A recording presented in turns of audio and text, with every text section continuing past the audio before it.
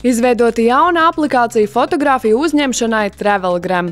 Aplikācijas pluss ir automātiski atrašanās vietas, datuma un laika informācijas pievienošana uz attēlu. Ar datumu un laiku iespējams variet un var pievienot 6 dažādus stilus, kā dati tiks attēloti.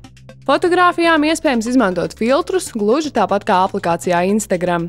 Protams, ar uzņemtajām fotogrāfijām var dalīties sociālajos tīklos – Twitter, Facebook un pat Instagram. Par nožēlu, aplikācija pieejama tikai iOS operētāja sistēmas lietotājiem, toties bez maksas.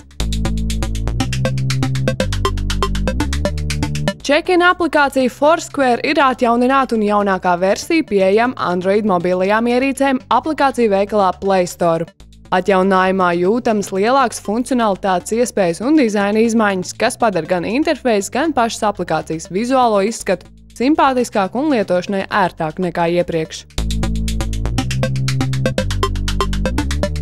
Vertu.ai ir viedtālrunis, kura ārējais izskats ir ne tikai grezns, bet arī dārgs.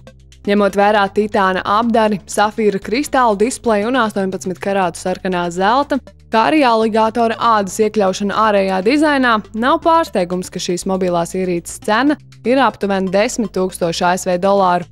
Toties aplūkojot Vertu jaunākā modeļa specifikāciju, tas diezko daudz no citiem 4 versijas Android operētāja sistēmas viedtālruņiem neatšķiras.